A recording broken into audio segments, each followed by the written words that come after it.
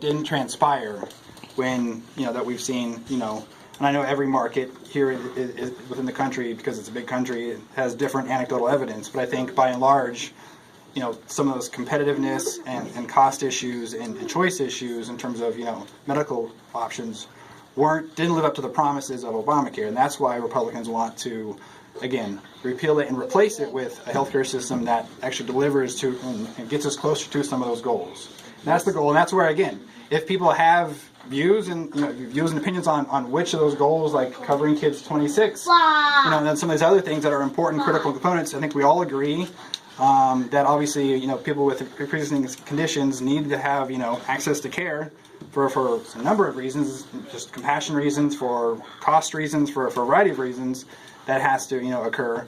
So I think those are the goals. Again, we're still working, it's a work in progress to, which kind of system we use to replace it with. And that's obviously a concern. We don't want to, again, as Paul Ryan has said, other folks have said, we're not looking to pull the rug out from people. Paul Ryan, look, moderate Republicans I trust. Paul Ryan, this is Ayn Rand stuff for him. Okay, he's trying to pull out supports of all citizens and bring down the cost of living to the U.S. so we're competitive with other countries. That's what he's doing. He's taking away all welfare benefits, all of the moat that protects citizens from the market. He's trying to pull away. All right, now a moderate Republican I can see. And not Paul Ryan. That guy is extreme, and so is, in my opinion, Mr. Calvert. The thing is, you guys could fix Obamacare. You could fix it. Nobody's arguing that it doesn't need to be fixed. Instead, you want to repeal the whole darn thing, and that is waste of time and money, and it's going to hurt a lot of people. You could fix it. That would be great.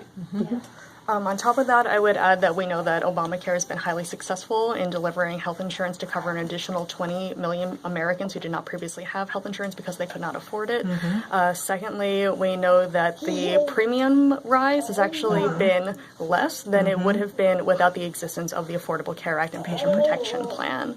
Thirdly, we know from a recent study from Harvard, about 43,000 people in the United States die every year because of not having sufficient health care. And the number one reason that people go bankrupt in the United States is because of medical costs. And so therefore, repealing Obamacare, which has helped many people, and then replacing it with a health savings account plan in which people are relying on block grants, which are woefully less than people need, and requiring people to fund themselves would never cover, for instance, the cost of cancer. I have $14 in my HSA right now. If I came down with ovarian cancer, I would go bankrupt and then I would die. And we cannot, I can't even believe we used to have a system that tolerated pre-existing conditions and that there's a future plan to rely on HSAs and basically privatize health insurance so that, as you were saying, only wealthy folks could afford to be healthy. So what we're saying, first of all, is Obamacare has been helpful. It should be further strengthened and fixed to cover even more folks instead of being simply repealed and then replaced with a horrible plan that doesn't actually help people. Again, I just would caution that the plan is still something that's being worked on as we speak. Again, I'm not a healthcare policy expert, but folks are again, there's. My concern is that they're going to repeal before this policy is finalized. And he's already voted to repeal it. So let's vote to repeal it. Let everyone just hang in the balance while we figure it out. The full expectation is to not pull the rug out from under people. So it is to have something in place, and so there's not a gap as you're putting it as a gap. Has he come out and stated that? Yeah, we said that all. That's Calvert has. So if the person Because I haven't. I've seen repeal from him. I know you guys aren't fans of the Better Way agenda, or we call it whatever we want, the Republican plan. Right. But that's part of the plan. I know that's part of their plan. Like I said, from him though specifically, I've only seen repeal. I haven't seen simultaneous. And I will say too. I mean, obviously, as you noted too, and the congressman has voted. Has been an outspoken critic of Obamacare, as you guys probably know annoyingly well, probably, right? So I mean, this is he campaigned on it. It was a campaign promise to repeal and replace it. It's something he said all along. So he is representing a majority of his constituents when he is advocating to repeal and replace Obamacare. I understand there are differing views, and we can all have differing views. That's fine. And that's why, again, even though we're not maybe on the same side of this issue, we still welcome your comments and feedback on the important things that you want to see in continue to see in our healthcare policies in the federal level. So things like covering kids through the 26, making sure pre-existing conditions are covered, those kinds of things. So that's my general message to you guys. Again, I know it's not going to be perfect because you guys want Obamacare to stay as it is, and we want, or fix it. I'm sorry. And we even just want to be able to talk to our representative and hear some of this from him and be able to ask some of these clarification questions. Sure. What is the plan? What are you planning? You know, are you going to vote to repeal without simultaneous replace because the pieces are groundwork's being laid for that?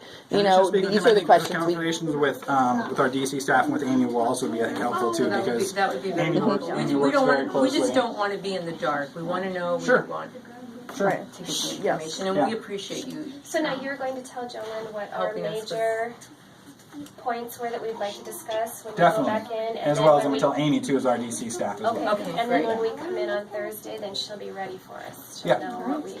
Great. Perfect. We appreciate that. Well, The thank you last so point I much. wanted to make, in addition to you talking about obviously a lot of local folks wanting to get rid of Obamacare, I just wanted to point out, according to a Kaiser Family Foundation national poll in December, this past December, only 20% of Americans actually want to just like repeal Obamacare without like a replacement plan immediately in place. So I just Right. want to suggest that that is a very small minority of people. And they're thinking about a replacement insurance plan. They're not thinking Yeah, about savings sure. accounts. They're assuming it's an insurance plan. Yeah.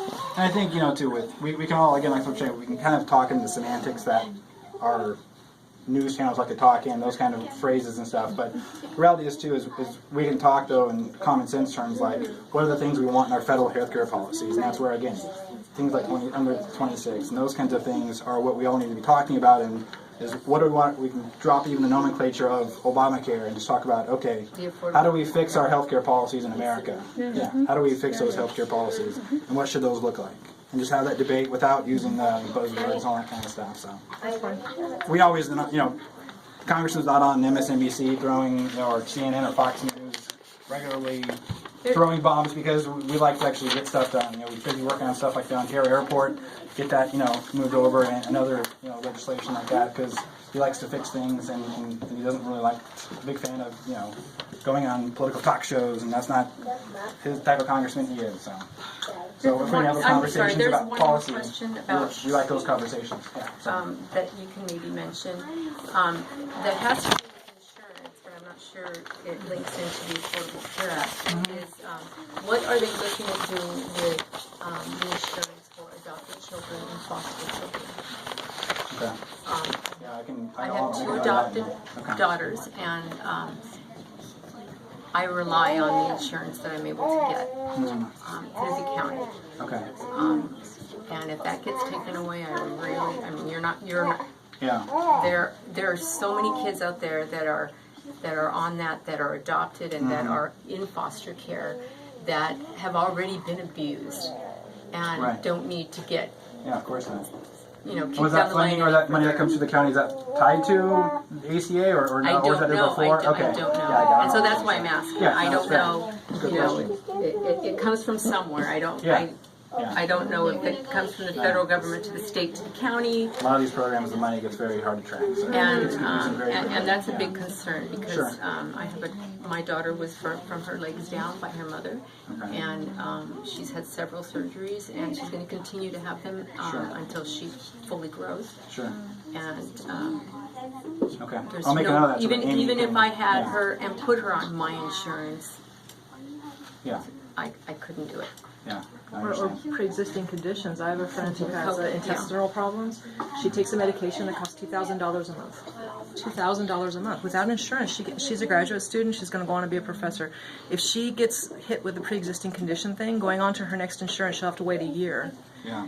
And we're academics. We don't have money. And she is now losing sleep every single night about this Yeah. because she's in a high risk pool and she'll die. She'll just die. She won't be here anymore. And so she's been depending on ACA, and now maybe it goes away. And healthcare savings plan, that's not going to work for her. Yeah. So there's this human suffering. There's this real thing happening. No, there's You know. nothing more real life impacts than your healthcare, right? Yeah. There's nothing more I don't think that I can think of. So, other than national security, which again is your bodily health. Yeah. Yeah. So yeah, The ability to work. She won't be able to work. sure. Yeah. And think about the productivity that will be lost. Yeah. Alright. Well, we appreciate Okay. you Very meeting much. with us. So we'll see some of you, I guess, again on the Thursday. second. Yeah, 10 a.m. 10 a.m. You really, no more than 6? 10? How about 10?